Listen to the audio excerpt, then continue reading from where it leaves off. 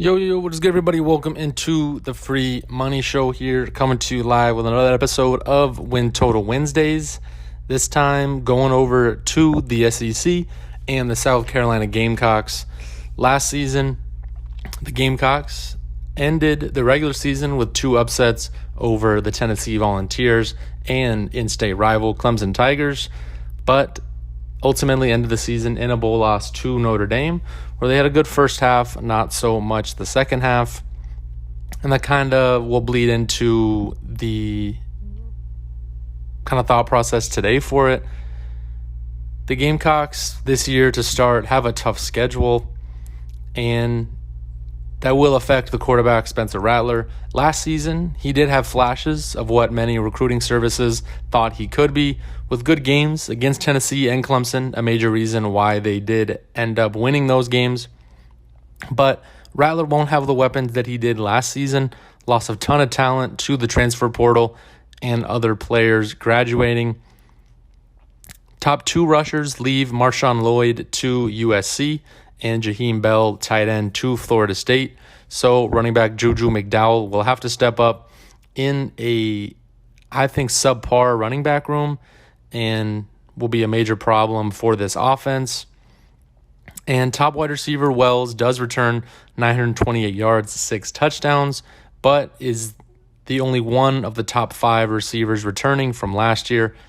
Wide receiver Eddie Lewis from Memphis does transfer in and had decent stats, 615 yards, 7 touchdowns, but this is the SEC now, going to face far more talented DBs than you do in the American Conference, and not sure that if he can be a second option for this team to really take the step that I think that everyone thinks they can. And the offensive coordinator from 2022 was replaced, much to the delight of South Carolina fans, really. They were clamoring that pretty much all season, and I think they are pretty happy with it. And shout out South Carolina fans, from what I see, mad passionate, pretty hyped from what Beamer Ball is doing for them, and a lot of hype around the program, but I do think that they take a step back this year. And the OC is one of the reasons, to be quite honest. Dowell Loggins is the new offensive coordinator for South Carolina, and he struggled at the NFL level in his brief time as OC for the Bears. In his first stint there was a quarterback's coach, was the 23rd highest scoring offense. Then when he took over for one season, dropped down to 28th and 29th. Then for the Miami Dolphins in 2018, 26th highest scoring offense. So definitely some troubling numbers for him and his play calling abilities, especially with a quarterback that is prone to interceptions and a team that doesn't have many offensive weapons that may kind of stick with his history, just being in the bottom half of scoring. And the South Carolina offensive line has a ton of question marks that need to be looked at. Left guard Jones, right guard Wanamaker, and Vershawn Lee. Those are going to be their main guys, and they definitely had about replacement level performances. The offensive line last season was bottom of 25 in every line yard type: run, power success rate, stuff rate. So this is a unit that may not be the best for Spencer Rattler, and is probably a reason why he threw many interceptions, and I think more will come this season. And in the spring game, left tackle Nichols, their best offensive lineman, got hurt. Not quite sure the timetable or the exact timetable for him. That's going to be a big loss for them. And very little depth. A lot of transfers come in. Everyone wants offensive line transfers. They got some from D2 programs, JUCO programs. So it's going to be tough if one of those guys goes down. You're going to have to probably play a replacement level type player, just based on the metrics. And the defensive line dominated in the spring game. That was most definitely the biggest standout for them. The D-line played very well, and both their main players from last year on that D-line transferred out. So these guys don't have experience and are succeeding against that offensive line. But tight end Knox can maybe help out a little bit. coming in from Arkansas with Loggins and tight end Joshua Simon. Loggins was a former tight end, so he may have some plays drawn up for the tight ends to get them open and hopefully provide a bit of a safety net and talent for Spencer Rattler. And there's just really no other weapons besides Wells, and I think that this is a major concern for the South Carolina offense. The running back room is quite thin. The offensive weapons just don't match up to what an SEC offense needs to be, especially when you're playing teams like Georgia. So they're going to struggle on that side of the ball. And if you take away those two games for Spencer Rattler to end the season against Tennessee and Clemson, he had 8 touchdowns and 9 interceptions going into it. He is mistake prone and does not have the talent that he did last year, which may kind of be a facade to kind of how he ended the season. And he's not much of a running threat, to be quite honest, either. 3 rushing touchdowns, only 46 yards. This offense will take a major step back in 2023. And on the defensive side of the ball as well, a lot of talent left. But to start, they allowed 30.4 points per game, 92nd in the country. And yards allowed, 420.5, 98th. And another major reason why they struggled and teams were allowed to get down the field, third down conversion. The opponent offenses converted 45.88% of the time, 119th in the country.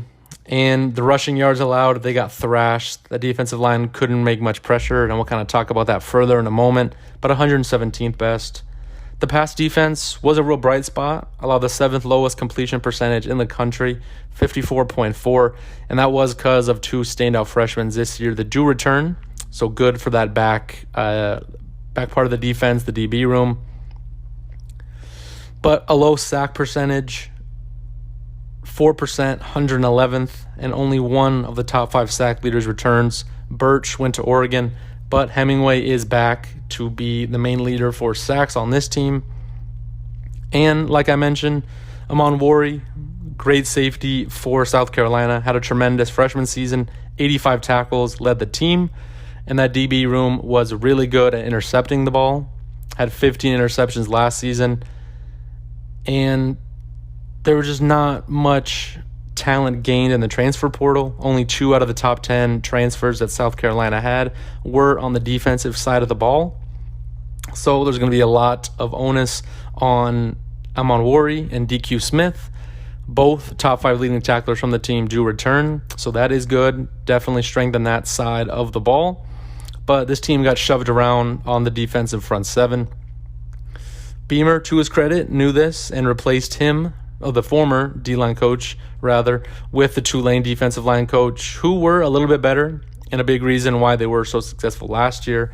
So definitely knows what he's doing there, but I just don't think the talent is there in order to win this team many games. And just essentially why they struggled last year on defense was no pressure and no defensive line run stopping ability.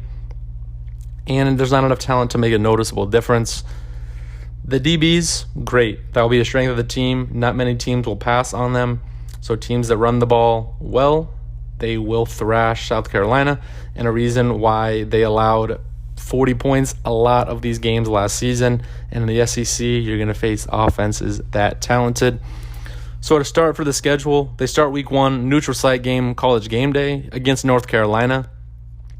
They can pass. Drake May, likely top NFL quarterback, but they also put consistent talent in the NFL at the running back position. Furman, 10-3 last year in the FCS. Who knows?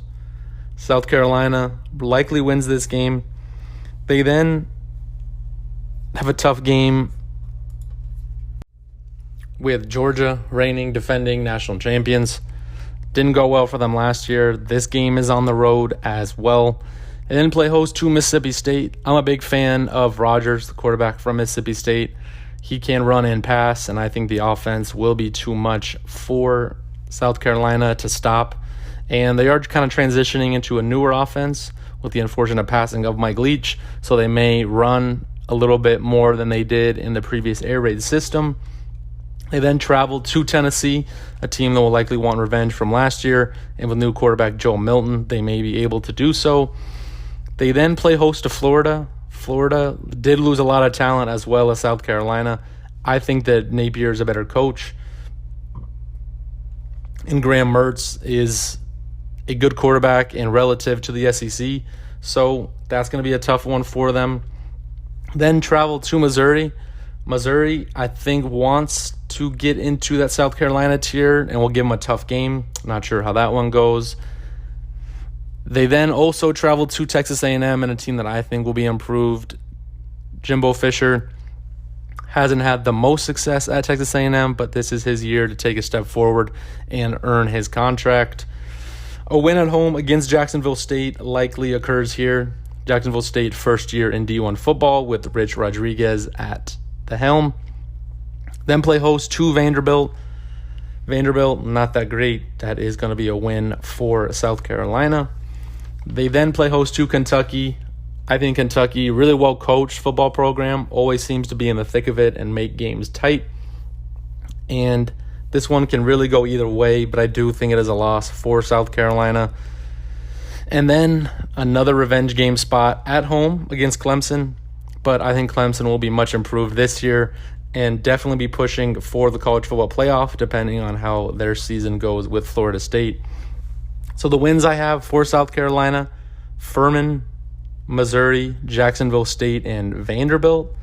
That's 4 wins. And then I kind of left a little bit of variance in there for the kind of things to go in their favor.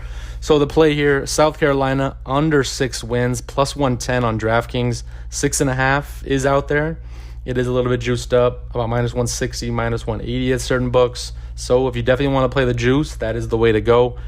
I think that this team is capable of losing more than they win. So I think that that is worthy of the play. So thank you all for listening. I appreciate it as always. You can follow me at the RJ Larson on Twitter, the Free Money Show here on YouTube, and the Free Money Podcast over on Spotify. Please like, comment, subscribe. It is appreciated. Getting ready for college football season. It is right around the corner, along with the NFL. See you next time.